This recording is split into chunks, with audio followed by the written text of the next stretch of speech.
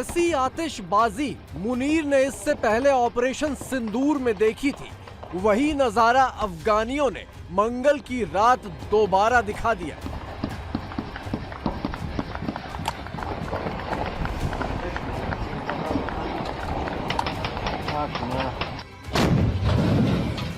मुनीर की फौज अफगान बॉर्डर पर पिटी।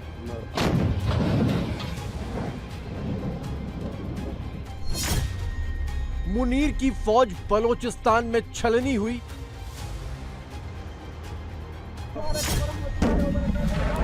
मुनीर की फौज खैबर पख्तूनख्वा में धुआं धुआं हो गई। लेकिन बारूद अब मुनीर के हेडक्वार्टर के बहुत नजदीक तक दस्तक देने लगा है।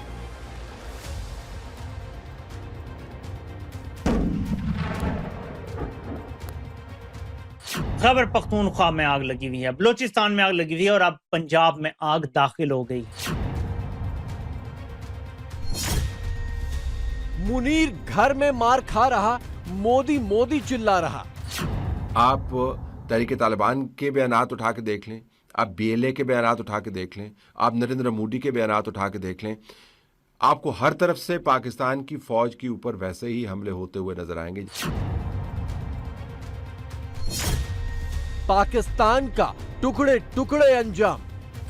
एक माइंडसेट है जिन्होंने 78 साल से इस मुल्क पर कब्जा किया हुआ है।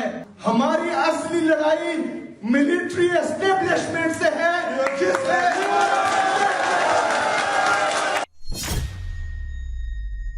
अगर उनके अमीर शेख रबतुल्लाह अखुंज़ादा ग्रीन सिग्नल दे दें तो 1 या 2 रातों में हम पेशावर में होंगे और क्वेटा के अंदर होंगे। आप देखेंगी कि साल के अंदर अंदर अगर इन्होंने खैबर पख्तूनख्वा बलूचिस्तान का हाल फलस्तीन वाला ना कर दिया, कभी फितनाल हिंदुस्तान, कभी फितनाल कतर, कभी फितनाल जजीरा टीवी, कब तुम लोग ये बात तस्लीम करोगे कि सबसे बड़ा मसला फितनाल GHQ है? 48 घंटे के भीतर पाकिस्तान पर 5 भीषण हमले हुए हैं। डूरन लाइन पर अफगानों ने जंग छेड़ दी है।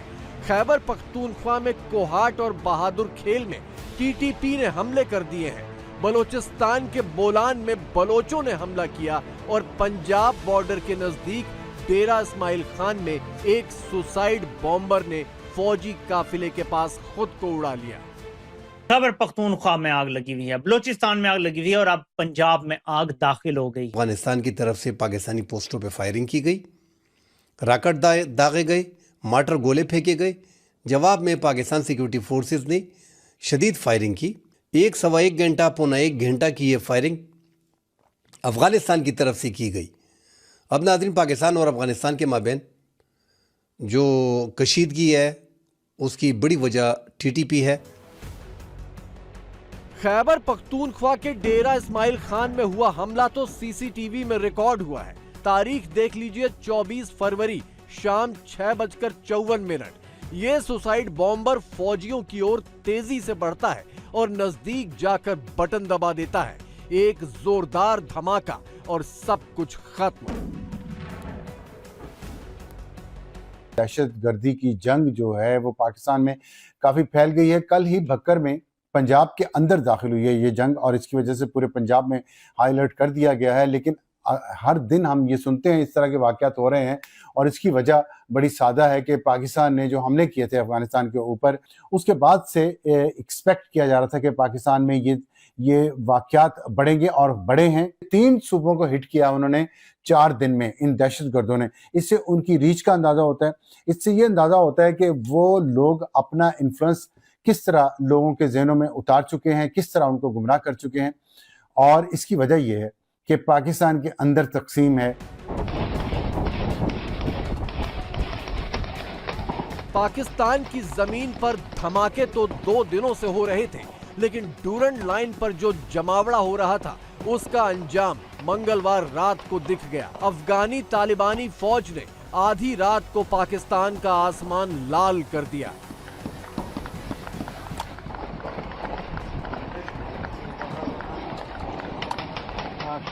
वहाँ पे एक ऐसी सरगर्मी देखी जा रही है ऐसे लग रहा है कि जैसे फुल स्केल जंग की तैयारियां हो रही हों। अफ़गान जो अहदेदार हैं उन्होंने यहाँ तक कह दिया है कि अगर उनके अमीर शेख हिबतुल्ला अख़ुंज़ादा ग्रीन सिग्नल दे दें तो 1 या 2 रातों में हम पेशावर में होंगे और क्वेटा के अंदर होंगे। अफ़गान तालिबान के रुकन ने तो यहाँ तक कहा कि पाकिस्तान के अंदर हमारे लोग मौजूद हैं, और ये भी उन्होंने कहा कि हमारे पास ऐसे ख़ुदकुश बमबारों का ग्रुप मौजूद है कि हम जो है मुकाबला कर सकते हैं गैर मुस्लिम ममालिक।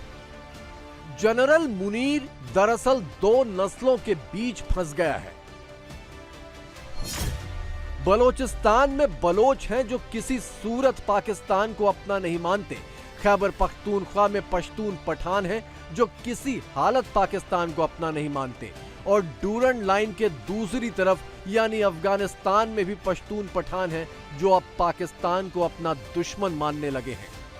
आप देखेंगी कि साल के अंदर अंदर अगर इन्होंने खैबर पख्तूनख्वा बलोचिस्तान का हाल फलस्तीन वाला ना कर दिया, नॉर्थ पंजाब, सिंध, गिलगित बल्तिस्तान, उनको तो खैर पहले से ही पता था, बलोचिस्तान को भी पता था, AJK को पता चल गया कि 78 साल से खैबर पख्तूनख्वा के खून से होली खेल रहे मादनियात के लिए कि पाकिस्तान के फौजी को शहीद करना है, पाकिस्तान का खून बहाना है, पाकिस्तान की पुलिस को शहीद करना है ताकि अमेरिका और यूरोप की बादशाहत कायम रहे।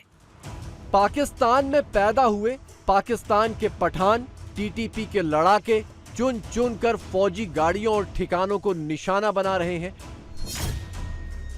मुनीर ने जब अफगानिस्तान में हवाई हमले किए तो उसका जवाब पाकिस्तान के अपने पश्तून पठान दे रहे हैं और मुनीर की फौज को नापाक घोषित करके बदला लेने का ऐलान कर रहे हैं। तहरीक तालिबान पाकिस्तान की तरफ से जो दहशतगर्दी के वाक़यात के नतीजे में पाकिस्तान ने रद्द-ए-अमल दिया, उसकी प्रेस रिलीज़ का एक हिस्सा दिखाना चाहता हूँ, जिसके अंदर वो वाज़े अंदाज से टारगेट कर रहे हैं पाकिस्तान की फ़ौज को और पाकिस्तान के सिक्योरिटी के इदारों को। आप तहरीक तालिबान के बयानात उठा के देख लें, आप BLA के बयानात उठा के देख लें, आप नरेंद्र मोदी के बयानात उठा के देख लें, आपको हर तरफ से पाकिस्तान की फ़ौज के ऊपर वैसे ही हमले होते हुए नजर आएंगे जैसे सुहेल अफरीदी साहब ने कमरे के अंदर खड़े होकर कैमरों के सामने ये हमला किया। आपका अपना चीफ मिनिस्टर लोगों के सामने खड़े होकर वाज़े अंदाज से कहता है कि हमारी लड़ाई पाकिस्तान की मिलिट्री और इस्टेब्लिशमेंट के साथ है, और साथ ही नारे लगवाता है और साथ ही एक फोर्स भी तैयार कर रहा है। तो इशारे बड़े वाज़े हैं। तमाम का तमाम इस वक्त जोर पाकिस्तान की फौजी क़यादत के खिलाफ है। पाकिस्तान नरेंद्र मोदी के नाम पर रो रहा है। पाकिस्तान अपने टुकड़े टुकड़े वाले अंजाम का दोष मोदी पर मढ़ रहा है, लेकिन टुकड़े टुकड़े वाले नारे तो उसकी अपनी जमीन पर गूंज रहे हैं।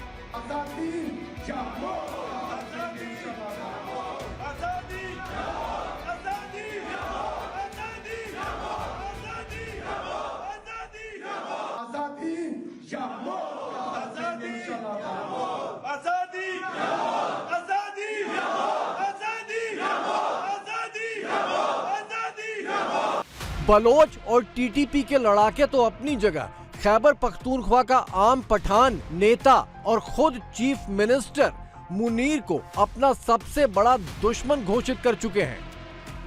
एक माइंडसेट है जिन्होंने 78 साल से इस मुल्क पर कब्जा किया हुआ है, जो अपने आप को ताकतवर समझते हैं और हमेशा कहते हैं कि हमारा सियासत से कोई लेना देना नहीं है और हमेशा सियासत करते हैं और हम हाथ पर हाथ धरे बैठे रहें, ऐसा नहीं हो सकता, नहीं होगा। ऐसा मजीद हम नहीं होने देंगे। हमारी असली लड़ाई मिलिट्री एस्टेब्लिशमेंट से है, जिससे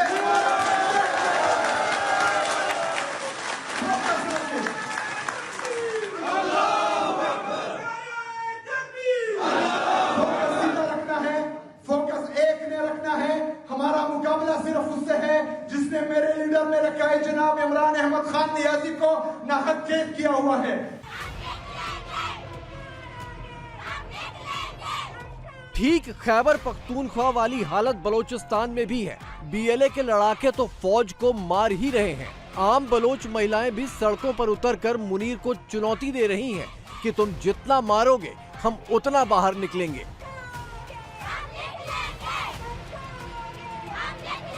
अफगानिस्तान की तरफ से पाकिस्तान के अंदर अटैक होते हैं, इस्लामाबाद के अंदर, बाजौर के अंदर, बन्नू के अंदर, आपने देखा, इसकी वजह क्या समझते, क्यों आपस में लड़ रही है दोनों? पब्लिक तो अभी मैं क्या बोलूँ यार, किसको जिम्मेदार समझती है, आपको भी पता है। आप बताएं ना किसको? मैं बोलूँगा, मैं धलिया जाऊँगा, फायदा कुछ नहीं है। बता दें कौन किसका बोल रहा है? जाऊँगा, बोलूँगा धलिया जाऊँगा। सारा काम फौज कर रही है, कोई कुछ नहीं कर रहा है। वो चाहे सबको रोकेगी, सब कराएगी। वो ये अमेरिका कर रहा है। अमेरिका करवा रहे? हाँ। कोई कह रहे अमेरिका करवा रहे, कोई कह रहे इसराइल करवा रहे, कोई कह रहे इंडिया करवा रहे, कोई कह रहे इंडिया करवा रहे, कोई इसराइल करवा रहे। तो ये क्या समझते हैं, ये कब खत्म होगा? ये खत्म नहीं होगा कभी भी, इसी तरह लड़ते रहेंगे, इसी तरह क़यामत तक लड़ते रहेंगे। ये इंडिया और इसराइल का आदेश में, ताकि मुसलमान आपस में लड़े और एक दूसरे को कत्ल व गारत करें।